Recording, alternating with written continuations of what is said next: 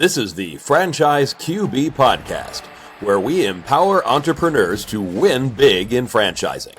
We huddle up weekly to educate our audience about the most successful small business model ever created, franchising.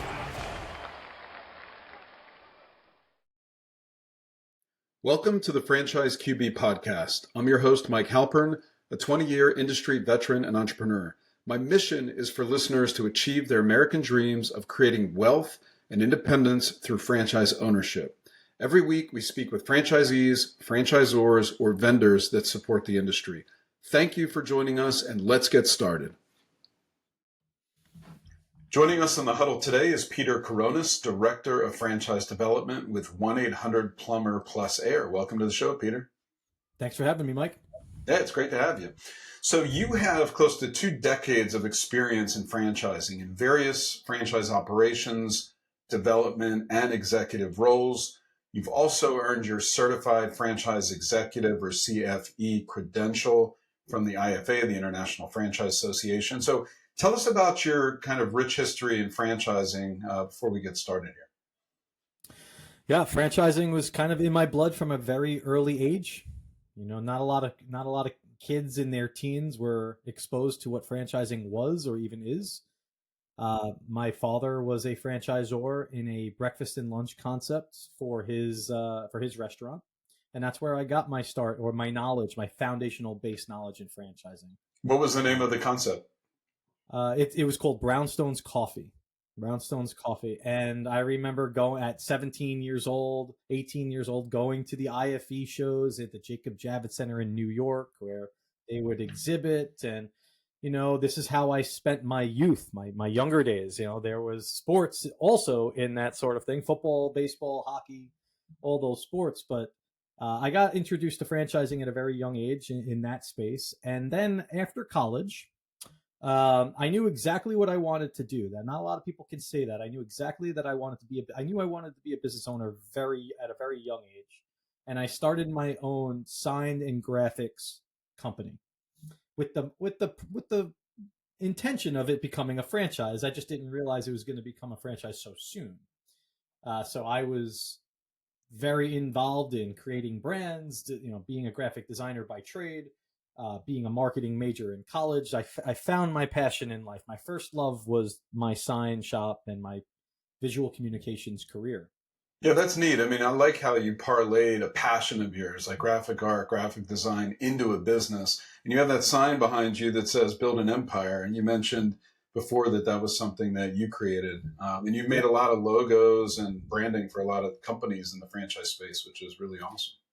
Yes, I have, and it's still a passion of mine. And I'll get to some of that a little bit later on here. But I love to create. I love to innovate. That's always been a big North Star for me in my young career. I made my sign shop, Sign Me Up Signs and Advertising Solutions is what it was called. Sign Me Up, as it's commonly referred to. And I grew that to a number of locations in the tri-state area around where I lived, and ultimately, that came very soon, a little bit sooner than I had thought. We grew it quite well, quite quickly, and I ended up really kind of just taking a path of selling it. I knew it wasn't going to be long for me in this career. I didn't want to make it a 30, 40-year career. I love the world of franchising, and I knew, let me kind of get out of this brand. And I ended up selling my company to Fast Signs International and that executive team there.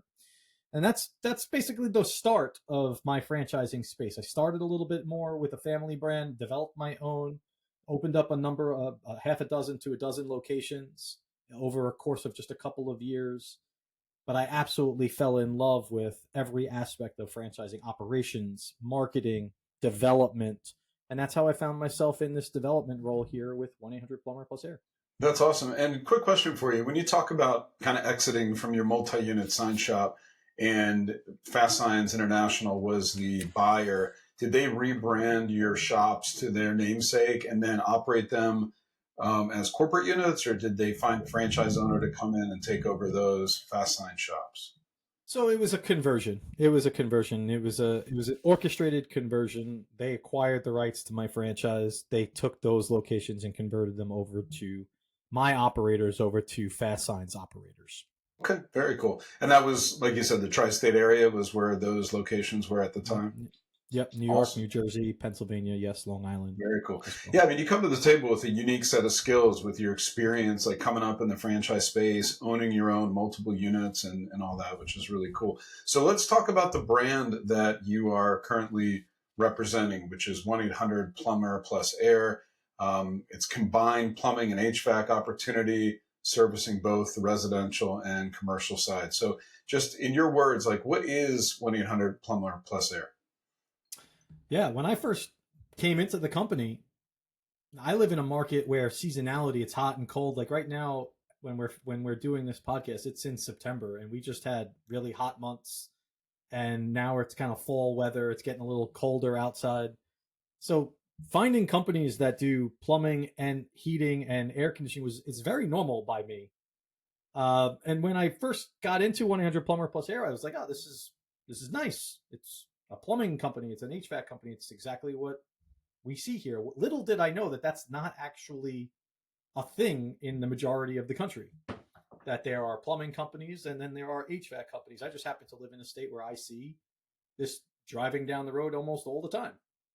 So it didn't come as a shock to me how awesome it was to have these two verticals in one. So when I started to take a deeper dive into what's available in the franchise space, I was actually quite shocked at the fact that no one has done this before. And that's exactly what we have here. We have a proven business model that covers plumbing, HVAC, and also drain cleaning, because you can't forget about those drain cleaning brands that are just specializing in that area. And we do all of that at a price point in the same space as just one of those verticals. And that's what makes it very unique. And there are some other points to what makes it unique. But for now, that combination of services is actually just the biggest meal ticket for this franchise. It's a way to kind of penetrate a market deeper and not necessarily just wider either, because you could take your plumbing customers and turn them into HVAC customers and vice versa. Right. And I live in the greater Washington, D.C. area, Northern Virginia, kind of like you live in Long Island, New York Metro. So we're accustomed to seeing these things, but there's a lot of parts of the country where this is a really unique proposition to be able to offer all these services under one roof, which is really neat. So when did the concept originate? Like when was it founded and when was it subsequently converted into a franchise model? Yeah, so I'll be brief with this story because it's not my story to tell, but the franchise was founded by another ownership group. And I wasn't around at the company at the time, but what our CEO, Mark Collins, was actually a franchisee of this original founder. And I can't recall exactly the year or time, but that founder had passed away and left the rights to this franchise to his spouse. And the spouse reached out to Mark and said, do you have any interest in acquiring the rights to this brand, this franchise brand? And he took it upon himself. He's, to do just that. And with the mindset of let's add HVAC here. Let's be a differentiator. So it started as 1-800-Plumber with the original ownership group.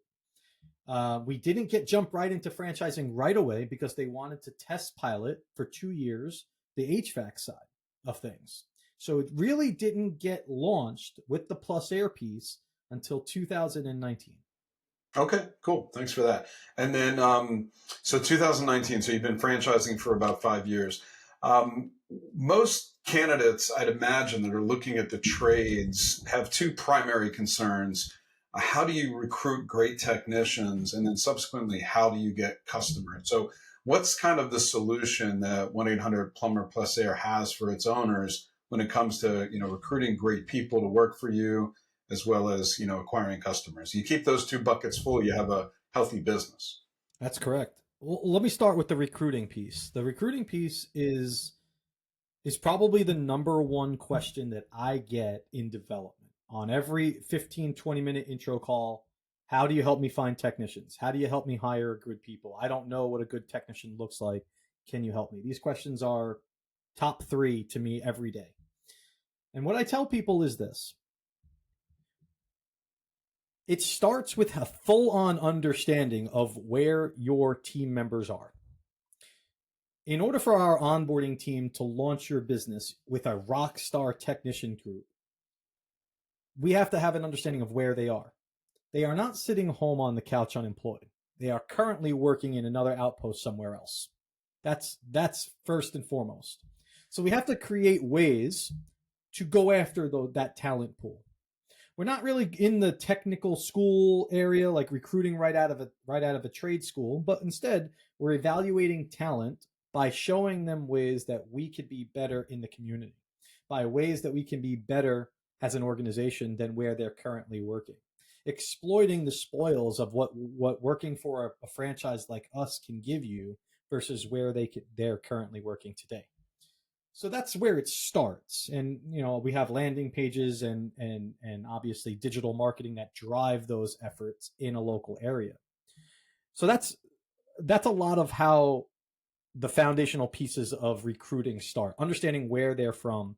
And then our team helps you recruit from a perspective of interviewing, helps you recruit from a perspective of giving you the tech stack to go after these pool of candidates. Yeah, because you have to know how to speak the language, and especially when people are new to the trades, they might be a white collar executive that's coming into the blue collar trades, and a lot of people really want to do that.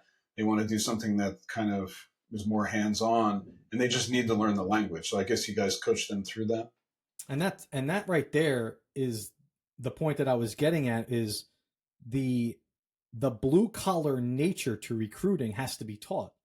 A lot of these candidates that we have recently awarded are not coming from a blue collar space. Some are, but some are not. And if you aren't, and you're not able to speak the blue collar language, that's why we make it a point in our training university to take a piece of that day and just go over these recruiting efforts and what you need to do, how you need to address a candidate. Because blue collar workers, like everybody knows, they're a rare breed. They're a rare personality type.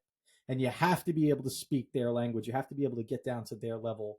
It's not always a one-directional recruiting process. Okay. So let's switch gears a little bit and talk about the customer acquisition side, because obviously you got to recruit great people, but you got to keep them busy, because if you don't, then they're not going to stay with you very long. So how do you guys kind of tackle that component? Just like recruiting, it starts with an understanding of where the customers are. Okay, so there's a healthy mix of a couple of components here. First and foremost, you have to play in the sandbox of the Yelps, the Angies, the Thumbtacks, the pay-per-clicks. You have to be in that sandbox because too much of your market is shopping in that arena. So really big digital footprint. You want to kind of cast a wide net, be in all those different places. It's a necessity. When I started in this company 5 years ago, it used to be just throw money into the Google bucket and you live and you die by when the phone rings. Now people are shopping on apps and they don't even talk to you anymore. They're just like booking the appointment. They don't even know what's going on. It's like, hey, I'm available between 10 and 12. Come here. This is the picture. This is the photo. Thank you. Schedule the appointment. I'll see you then. And it's gotten to the point where there's a lot of a volume in that arena with people like that. It no longer is ringing of the phone, picking up the phone, and really kind of showing off your empathy, showing off like who you are as a cultural organization. There's pieces of that still, but it's not like it used to be. So you have to play in that sandbox. But then, like so many other brands that are also sharing in this information, is that the velocity of your franchise is dictated by the yearning of that owner to fully understand the top 6 to 10 contractors in your market, or property managers in your market, or facilities managers in your market. Because if you do that, if you make it a point to know who they are, for them to know who you are, to build that loyalty, to build that trust, that digital marketing footprint becomes less and less important.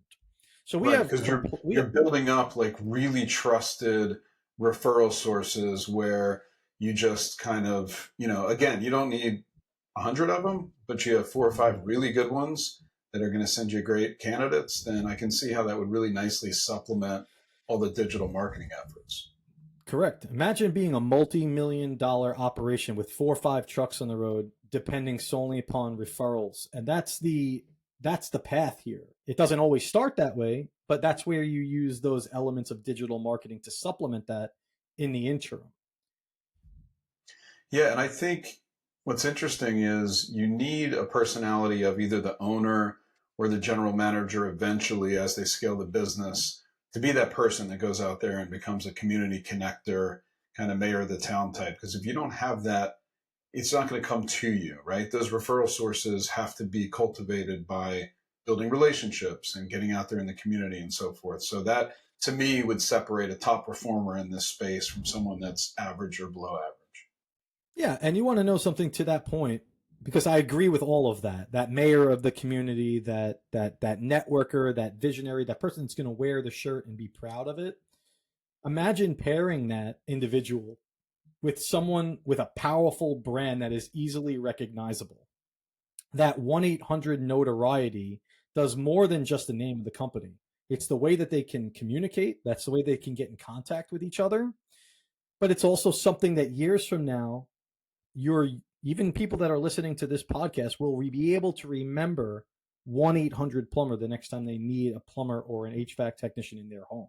So when our owners go to B&I meetings, like we talk about that all the time, the necessary evil of B&I and what that means to network. But imagine standing up there in front of 40, 50 other fellow business owners and saying, hey, my name is Peter and I'm the owner of 1-800-Plumber of such and such community. If you need me, call 1-800-Plumber.com or visit 1-800-Plumber.com or call 1-800-Plumber and you'll get my office. I mean, that's such an amazing attribute to our brand that franchisees they understand the value of that they're exploiting that in their networking efforts.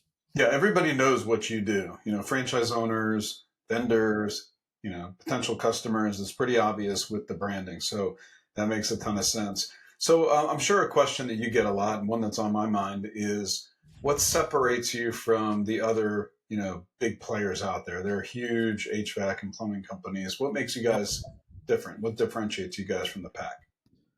Well, there's a number of things. And while I'll get into the numbers and KPIs with people another time, ultimately what separates us here is what we're trying to do nationwide.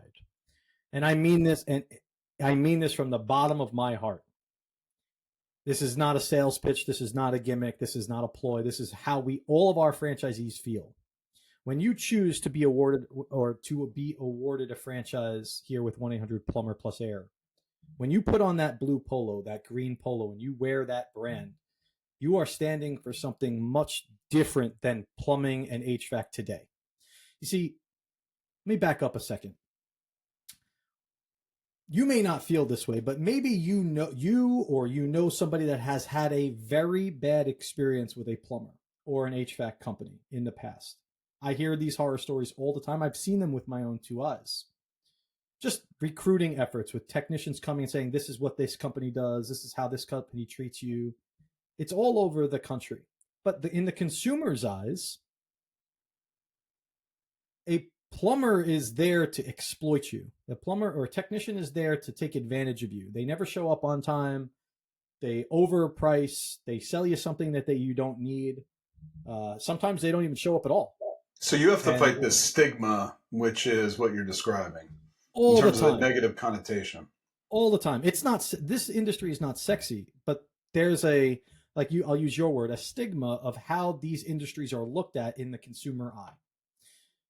Now, when you look at a brand, obviously 1-800-Plumber here, we feel like we have a brand that is nationally, can be the next 1-800-Plumber. I'm sorry, can be the next 1-800-Got-Junk, can be the next 1-800-Flowers.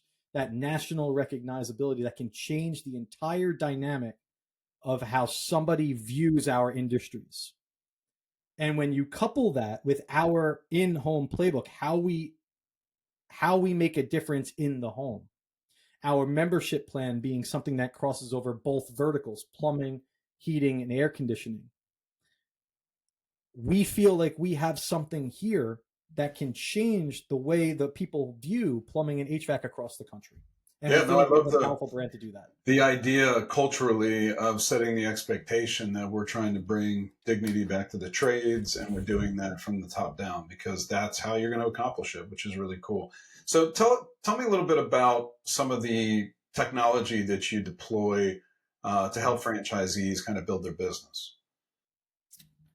Yeah, a lot of our technology is built around ultimate parts of the consumer transaction. So what does that mean? When a lead comes in, everybody knows what the national averages are on response time for leads, and it's not great. It's not great at all. So our owners are able to utilize their own, if inside their own four walls, they can create their own call center. And with this technology, leads are being responded to within 4 minutes of a lead coming in. That's revolutionary here. They're getting text messages, they're getting emails, they're getting something called ringless voicemails to get them to book an appointment. There's multiple touch points. You can create as many touch points as you like, but our franchise provides that for you from a speed to lead component. I talk about this a lot on my social media accounts, the importance of speed to lead. It's the difference maker between you and the next guy succeeding. So who's going to win? Because if you don't answer that lead in a timely fashion, somebody else is getting that appointment and you struck out. And I'm a big baseball guy, and I don't take 3 swings. I knock him out of the park on the first swing. So from a speed to lead component, our technology there is really helping the booking rate, elevate the booking rate. Secondly, when you have an elevated booking rate, that means you give the technician more opportunity to succeed in the home. But we don't always hit home runs here. You know, some people need some time to think. They need to talk to their spouse about the estimates that they just received. It's not a decision that everybody makes in a timely manner. So there's a sales follow-up component to this too. Again, same 3 elements, text message, email, ringless voicemail on unsold estimates, following up with customers over the next 45 days if you'd like to set it up for that long. So our technology is very infused in that bucket as well. And then finally, from the third bucket is the lead nurturement or the consumer re-engagement, right? So you have a customer, they did really well, they enjoyed their service, they paid their bill. How do we talk to them about their next purchase? How do we keep the brand in front of them during the season, the change in the season? So we have campaigns that take plumbing customers and talk to them about HVAC. And we have HVAC campaigns that talk to customers about plumbing. So just because you made a customer doesn't mean we can't turn them into a 2 or 3 times a year purchase. And our marketing is doing that across all verticals. And that's just one piece of our tech stack. This is all controlled by our field management system, ServiceTitan. And if anybody knows anything about field management software, ServiceTitan is the best in the industry. That's the gold standard in the industry. Yes. And we feel like for a brand like us, we have to have gold standard partners. Yeah, and that's cool. I mean, I've seen vendors use that product, and you see the picture of the technician on your cell phone. You see where they are. It's almost like ordering the pizza with Domino's. You know exactly when they're showing up, and you can live, kind of schedule your life around it accordingly and get there and be there to let them in, and et cetera. So it's a really, it helps build trust. It's super professional, and it's really cool you guys are using that. So in terms of like where you guys are now, how many owners or territories do you have in the current 1-800-Plumber Plus Air system? We have about 30 active owners right now. We have about 12 in development and ready to be opened, hopefully by the end of this year, which is going to mean for a lot of Q4 openings for our team. Okay. But we have about 80 territories nationwide. Awesome. So you do have a lot of opportunity for new owners to come in and kind of, develop areas around the country, which I think is exciting for a lot of people that want to kind of build a big business. So how much does it cost, the item 7, like soup to nuts to get in the deal? What's the range? Yeah, we have a pretty wide range. I've been told this for a number of reasons. We have a pretty wide range. It's $127 to $327. It's a big $200,000 gap. But I've been doing this long enough. People usually are in the $185 to $195 range. It's kind of cookie cutter at this point to be inside that little blocking there. As long as you do it right and you're in a market that we have some experience within, it usually lends itself to that price range. Okay, so that just under 200K, how many vehicles are we talking about when you launch? Well, you mentioned earlier what sets us apart. This is one of those other attributes here that set us apart. Many other brands that we compete with in our space, it's a one-truck startup. we're a 2-truck startup, and it's not always just a plumber and an HVAC truck. We feel like we got enough volume to start in any which vertical, but we require our franchisees to come in at a 2-truck startup here. Okay. Now, I know that when you talk to candidates about it, you go through a deeper dive on the item 19 in terms of financial performance. Is there anything that you're able to share with us today in terms of FPRs? Yeah, so our item 19 is actually, we made some really great improvements to what we wanted to show last year, but weren't quite able to. So now we're showing a number of last year's opened units for the first 8 months. So a lot of questions that I would get regarding item 19 is, what does it look like to be a franchisee the first year? So now we have graphs and charts that show what your first 8 months have looked like with our openings that we had last year. Our item 19, though, is very strong in terms of, we got our heavy hitters, our really great average owners, and then, of course, just like any other brand, it's not all gravy. It's not all, sunshine and rainbows. We have our lower tier as well there, but our item 19 makes sure that everything is explained. So we give you a really in-depth look over how many jobs they went to, how much they spent in marketing, how many service areas they have, how many vehicles are on the road. We kind of show a whole story there. And a lot of those, whether questions around how do I get to 5, 6, 7 million, you can see the data points on what you need to do to reach that plateau. But you can also see where our middle crop is as well, and there's a lot of similarities between the brands. So when I talk about item 19, I usually say it's like any other franchise. You got your low, your medium, your high. We explain everything. We're very detailed. And now we can give you a little bit more insight into what your first year is going to look like. Yeah, that's awesome. Very cool. So who is the best candidate to join the system, 1-800-Plumber plus Air? Do they need a background in the trades? Do you want an owner-operator? Do you allow semi-absentee? I know it's kind of a loaded question because there's always different situations, but what's kind of your ideal candidate for ownership? Yeah, so we actually have 2 different personas that we look after. So I'll just briefly go over both. The first is we're looking for an enterprise owner. We're looking for an enterprise builder, someone that's not really too concerned about year 1 profitability, but layering in those systems, the policies, the management pieces to grow and scale a business and look beyond year 1. 2, 3, 4 are going to pay dividends, no doubt. But year 1, it may not be the results that they're looking for, and that's great. But we are looking for people to look beyond the first year results. The second type of person is, just like you said, an owner operator. I was actually just talking before we jumped on this call here, this pod here today. I was actually just talking to a husband and wife combination in Fort Worth, Texas. And I absolutely thought this is probably the best scenario I've seen in a very long time. A husband and wife combo, a husband who has a W-2 job, who is the breadwinner in the family, a wife who's a stay-at-home mom, who's looking to make some income and run the business and be that prototypical owner / operator, but care about the growth and scalability of the business as well, and not hire for that role. They're able to bring that salary into their own home, which is great and very helpful for their scenario. So I think that was a very interesting scenario. And if you ask me what my ideal scenario looks like, that's probably it. Okay, very cool. Well, thanks for sharing that with us. So I wanted to switch gears a little bit. You recently announced a brand new sister franchise concept called PatchitUp Drywall Repair. Can you tell us a little bit about that brand? Yep. So this is one of our newer projects, newer brands here that we just launched a couple of weeks ago. We already have our number 1 franchisee in Lansdale, PA. So I want to give a little shout out to that gentleman in that location there.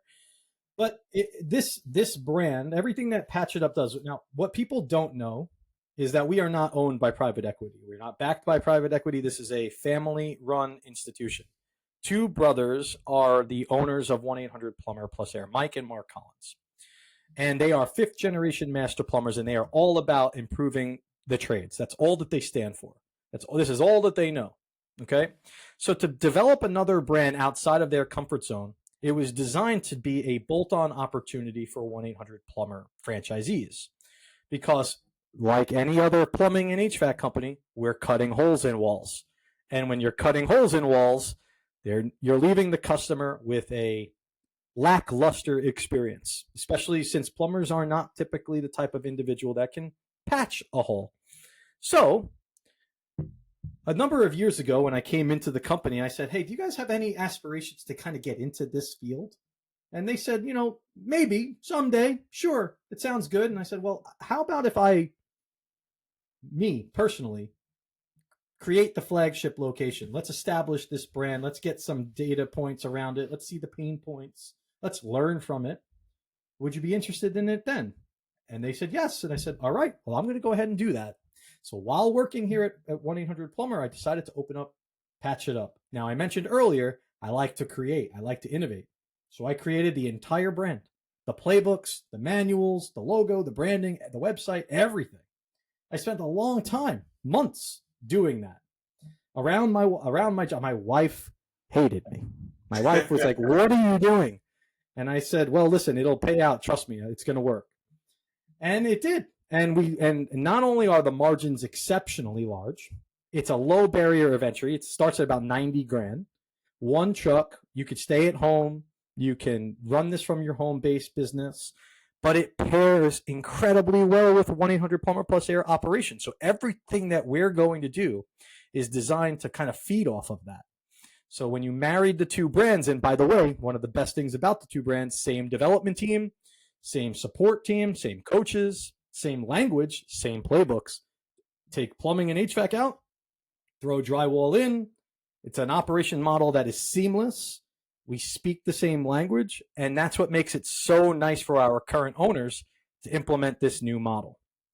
That is really cool, and it's awesome that you kind of took the bull by the horns and said, hey, I'm going to do this myself and test it out and be the guinea pig before we roll it out to other franchisees. And it's awesome that the 1-800 Plus Air founders were like, wow, this is a really great, I mean, they know the business. They've been in it forever, so they see this as an opportunity, and it sounds like you're able to marry the two together really nicely. So very cool, Peter. Anything else you want to share with us before we wrap up today? Hey, I just wanted to say thank you so much for having me, Mike. I'm a big fan of the show. Every Saturday, I'm listening to a new episode. I enjoy my 7:30 in the morning drives to my estimates and my visit my family, and I'm always listening to your show. And it was a goal of mine to get on your show this year, and I'm so happy that I ran into you at the FranServe conference and was able to get on here, because to me, you may not feel like it, but you are making a difference in the franchising community. And I just wanted to say, from one individual in franchising to another, great job. I'm very happy to be here, and thank you so much for having me on. Well, I'm super humbled, Peter. Thank you for those really kind words. It was awesome to meet you at convention, and you were wearing that like superhero suit, and very memorable. Like you said, the 1-800-Plumber Plus Air branding pops, whether it's in that outfit you were wearing there at convention and the polo you have today. So if anyone listening would like to speak with Peter about franchising with 1-800-Plumber Plus Air or PatchitUp Drywall Repair, contact me at franchiseqb.com or on Twitter at QBFranchiseQB. I'll get you guys connected with him and his team. Thank you, Peter, so much for taking the time to get in the huddle and speak with us about 1-800-Plumber Plus Air and PatchitUp Drywall Repair. Awesome, Mike. Thanks. All right, take care. Thank you for listening to the Franchise QB podcast, where you're at the helm of your future as a franchise owner. If you enjoyed the content, please rate the show and recommend it to anyone that might be interested in franchising. Make sure to visit franchiseqb.com to subscribe to my newsletter and for an actionable playbook to go from walk-on to legend in your new business. Follow us on Twitter at QBFranchiseQB and join us every week for a new episode. See you next time. Visit franchiseqb.com to take the next step of your journey towards wealth, independence, and franchise ownership. And remember, when working for the man gets old, you must do something bold. Thank you for listening.